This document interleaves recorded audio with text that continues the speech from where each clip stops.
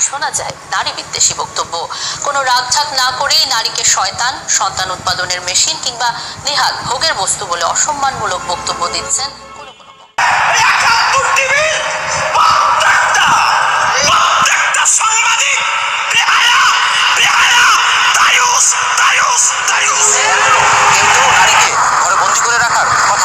লেখাপড়া কিংবা চাকরি করা নারীর কাজ নয়, নারীর প্রধান কাজ পুরুষকে তৃপ্তি দেয়া। ওয়াজের নামে এমন অশালীন বক্তব্য বছরের পর বছর জুড়ে। নারীদের অধিকার বাস্তবায়নে কাজ করার জন্য ৭১ টিভিকে ধন্যবাদ। তবে এই ৭১ টিভি ধর্ষণের শিকার হওয়া একটি নারীকে ১৭ কোটি বাংলাদেশের সামনে পুনরায় ধর্ষণ করেছিল। দেখুন ভিডিওতে। আপনি বলছেন ভয়াবহ রকম ভাবে তিনি আহত হয়েছেন, তিনি কিরকম আঘাতের শিকার হয়েছেন? তামিনাল তো আমাদেরকে বললেন যে মেয়েটির গায়ে বেশ কিছু আঘাতের চিহ্ন পাওয়া গেছে। গণমাধ্যমে আজকে আপনি কথা বলেছেন, তার গলায় আঘাতের চিহ্ন পাওয়া গেছে। প্রথমে আরেকবার আপনার কাছ থেকে শুনতে চাই যে মেয়েটিকে ধর্ষণ করা হয়েছে, এটি কত ভাগ নিশ্চিত আপনি, এবং কি ধরনের নির্যাতন তাকে করা হয়েছে?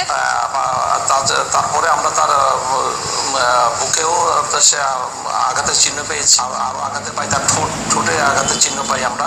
তার উপরের ঠোঁটটা দাঁতের কামড় লেগে ওইটা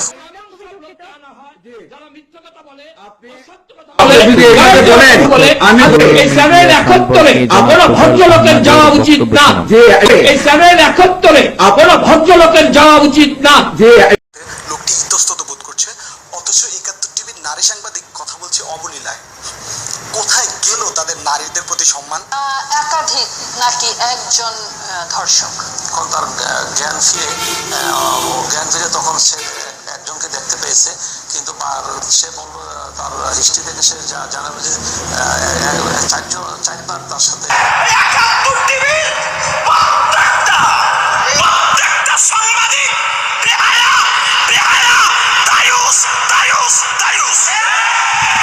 মন্তব্যের কারণে আইসিটি অ্যাক্টে অনেককে কিন্তু গ্রেফতার করে ফেলে, বা কোনো একটা মন্তব্যের কারণে একটা গ্রেফতার করে ফেলে, এই নজির আমরা দেখি। কিন্তু এখনো পর্যন্ত সেই যারা ওয়াজ মাহফিল করেন কিংবা নানান রকম নারীকে বিদ্রুপ করে, দেশের শিক্ষা ব্যবস্থাকে বিদ্রুপ করে নানান রকম যে মন্তব্য, এরকম কোনো দৃষ্টান্ত কিন্তু আমরা এখন দেখি না।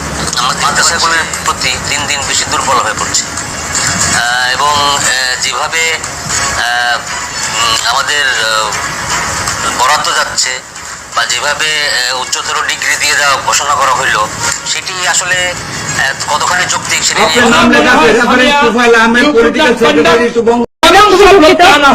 যারা মিথ্যা কথা বলে, সত্য কথা বলে,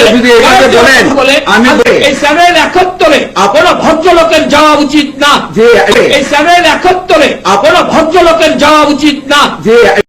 ধর্ষণের বিচারের দাবিতে অবস্থান ধর্মঘট করা ঢাকা বিশ্ববিদ্যালয়ের শিক্ষার্থীর অভিযোগ নিয়ে অভিযুক্ত ডাকসুর সাবেক ভিপি নূরকে বক্তব্য দেওয়ার আমন্ত্রণ জানিয়েছে।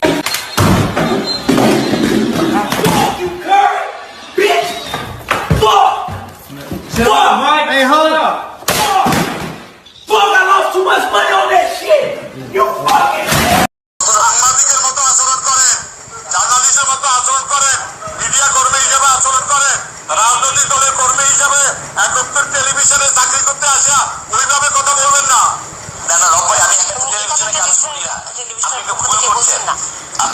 আপনাকে বিনীতভাবে বলছি যে একজন আসমা আব্দুল রবের বাংলাদেশে রাজনীতি করতে হলে রাজনীতির মাঠে এসে আপনি কি রাজনীতি করেন, রাজনীতি কি বুঝেন, তখন বোঝা যাবে।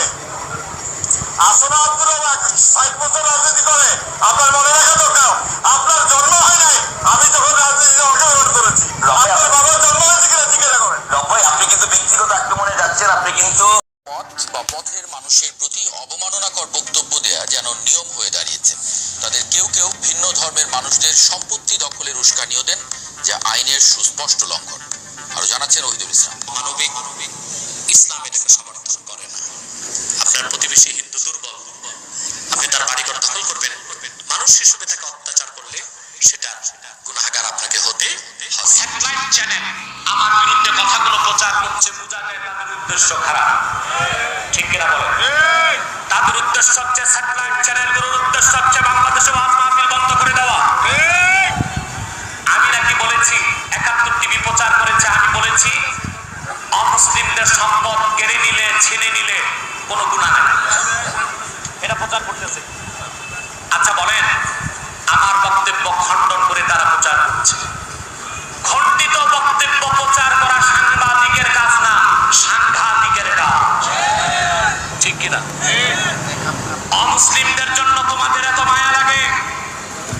চ্যানেলগুলোকে বলছি, অমুসলিমদের জন্য, বাংলাদেশের অমুসলিমদের জন্য তোমাদের এত মায়া, কিন্তু আমার দিল্লির মুসলমানদের পক্ষে তোমাদের কোনো বক্তব্য নাই কেন?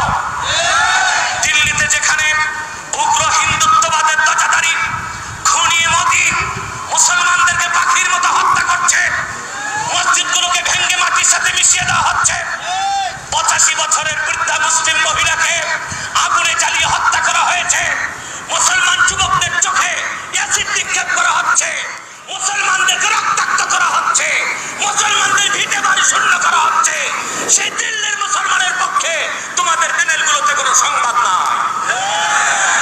বাংলাদেশের অমুসলিমদের জন্য তোমাদের এত মায়া কান্না, তাতে বোঝা যায় এই কর্পোরেট মিডিয়াগুলোর উদ্দেশ্যই হলো যে কোনো ভাবে ইসলাম ও ইসলামপন্থীদেরকে আঘাত করা, বিরুদ্ধে হিংসা। আমার উৎসবের ময়দানে আছি আমিও, আমি নারী, স্বাধীনতা আমার, প্রতিবাদ আমরাই করব। আমরা যৌন হয়রানি প্রতিরোধ ও লড়াইয়ের সিদ্ধান্ত নিয়েছি। এই মুহূর্ত থেকে আপনিও আছেন আমাদের সাথে এই লড়াইয়ে, আমাদের পাশে।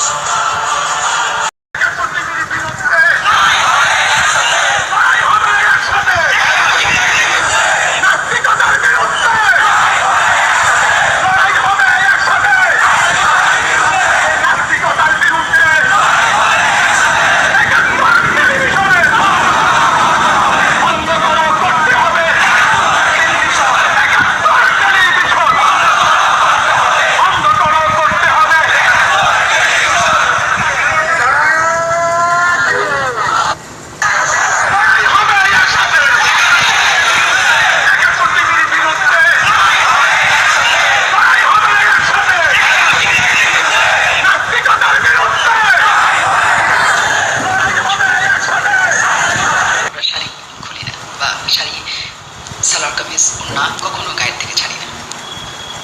আমরা এগুলো বেজায় বোঝায় ব্যান্ডেজ হয়ে সারা থেকে চলি। স্কুল কলেজে অফিসে সব জায়গায় তো পড়ি।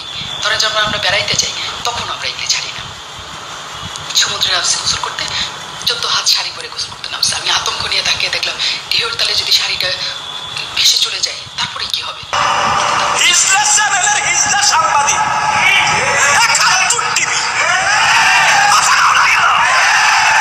71 টিভির প্রত্যেকটা সাংবাদিক বেহায়া, দায়ুস। নাস্তিকবাদী 71-কে আমি বর্জন করছি, আপনি করছেন তো? আমি বর্জন করেছি, আপনারা করেছেন তো? 71 টিভিকে আমি বর্জন করলাম, আপনারা বর্জন করছেন তো? আমি 71 টিভি বর্জন করছি, আপনারা করছেন তো? নাস্তিকবাদী 71 টেলিভিশনকে আমরা বয়কট করছি, আপনারা সবাই বয়কট করেন। নাস্তিকবাদী টেলিভিশন আমরা কেউ দেখতে চাই না। 71 টিভিকে আমি বর্জন করছি, আপনারা করছেন তো? মাফি শুভ 71 টিভি, 71 টিভিকে আমি বর্জন করেছি, আপনারা করেছেন তো? টিভি আমি বর্জন করছি, তোমরা কি করছো? আমি 71 টিভি বর্জন করছি ভাই, আমরা করছেন তো?